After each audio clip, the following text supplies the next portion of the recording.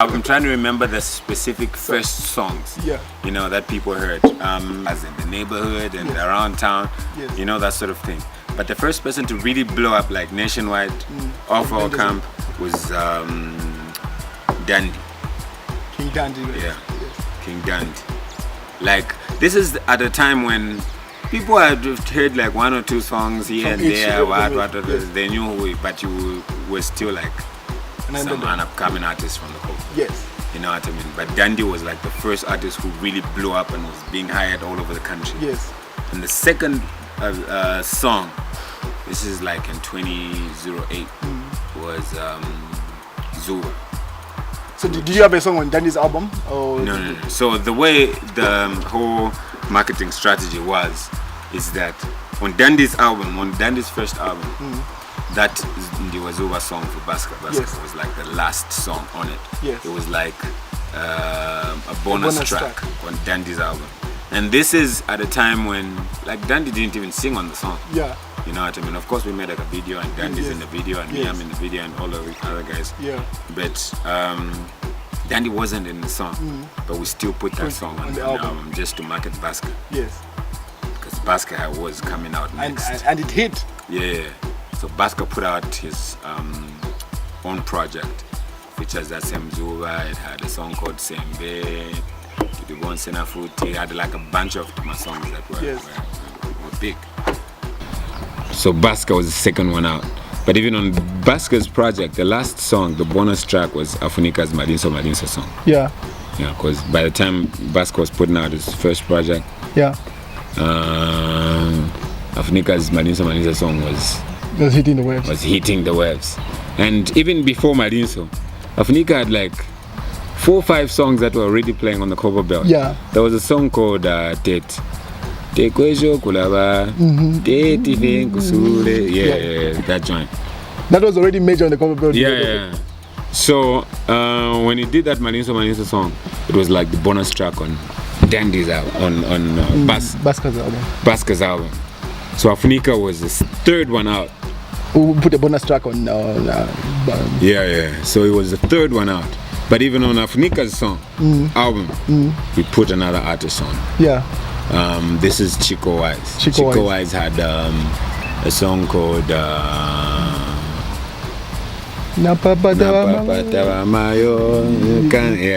was the bonus song on Afunika's. By the way, Chico Wise and Afunika used to be in a group called Authentic Boys. Oh, they were a team even at the time, or they were solo artists at the They were solo artists at that particular time, but way before. Yeah, they used to be in a group. I think it was the 4 of them. It was Jojo, it was Afunika, it was Chico Wise, and there's another one called Kanawaka Wizo. Yes. 4 of them. They used to be called the Authentic Boys. Yeah, they were like our own version of Westlife, Backstreet Boys. Did you ever put your track on any of the albums as a bonus? So my album, I was really against like putting out an album when I was considered an upcoming artist. Like I wanted people to be buy the album when they feel like this is the biggest artist out. I know, right? You know, that sort of thing. Especially at a time when, at that particular time, Danny was at his peak, Exile, all those guys. You know, that sort of thing. How are you going to put out like an album saying, like, who the hell are you? You know, I wanted to put out an album when I felt like, okay, yes, so I never did that. I only put out my album way later. This is 2007, 28, 2009, 2011. That's when I put out my first album. First project. Yeah, and at that particular point, that's why my first project has got songs like Feeling in Pondo, Monafefwan. It had like almost every song on the album was like songs that people knew. Yeah. So like when you were starting out, you did a lot of multitasking. From my understanding, you used to do your own videos, like working on your own videos. You used to sound engineer your own tracks. Yeah. And you used to sing and rap on your own music. And coming out, like your intro itself, like the dopest, freshest name in the game, MK Macky 2 Flavor Boy. Like, how has your confidence helped you to get where you are right now?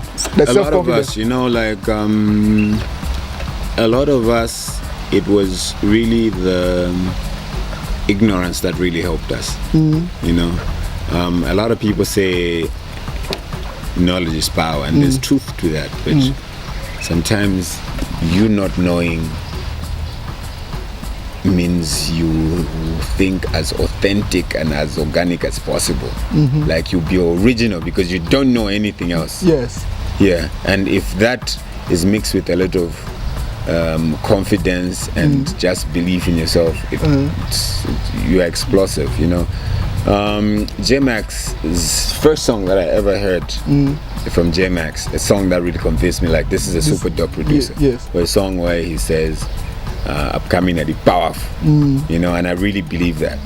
Because once you're an upcoming artist who, you have no limits. People don't put you in any box.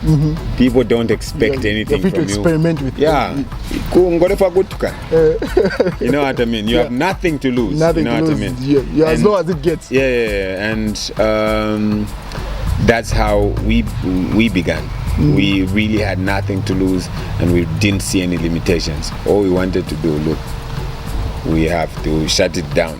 Another thing is that you've called a lot of artists to say, co-signed, let me say. You've co-signed a lot of artists to say. One of them is being your young brother. Like people that I remember calling that shot to say is you and Mampi. That's why I asked about you, your relationship, you and Mampi. There was a time that she had an interview and she was asked to say, who do you think is the next biggest thing? Mampi clearly said, say, Mack's young brother. This is the time when everybody, myself, I used to think he was an extra person, like you guys look alike. The way you have DJ Booga, you've got Flavor Boy and Sheffy. I was thinking Sheffy was another persona that you had created. And she easily put it out to say, you should listen to Sheffy, he's the next biggest thing. And you called that, and a couple of other artists. When you look at their success, people that you've called out to say these are going to be successful, how does it make you feel to say, okay, I saw this coming? I think at some point you can see because one thing about our industry is it's not just about your talent. It's about whether you know what people want and whether you can deliver. Yes. You know what I mean? Over the years, I've seen like a lot of people who are not particularly talented, like, or they don't have like an angelic voice, but they know what people want and how to give them that, you know, that sort of thing. And somehow you can see it. Even when someone is like unknown, you can see that this guy is a likable person. Yeah. And once just get the right platform or the right spotlight, they're going to blow up. They're going to blow up. Yeah. So it's not even like we have made them big or superstars. Yeah. It's just the fact that we have provided a platform for them to shine like a light on. Hello. And people actually see and they find out, yeah, it's true, he's actually dope. And you find that easy to do. That's one thing that no one can argue with. Say, even on your platforms are not the smallest, they must be the biggest in terms of online platforms, individual online platforms. But you don't struggle like to say, okay, this guy, you check him out. Your Instagram is filled with such. There are a lot of people who kind of did that same thing for me. I know I have songs like now ranching and what I'm complaining about how people never gave me a shot, but really there are a lot of people who believed in me even before like I really got like a proper platform. Yeah. For example, the first time I was on Smooth Talk, the first time I won like that same Copperbelt Awards is because IK invited me to for a show on Smooth Talk, and I went there and we had an interview and they played the video for the first time on ZMBC, and yeah, that was it. That's how it began. The first time I was ever on like on FM is through Peterson, who just believed in my music so much and introduced me to a guy called Spencer. Yeah.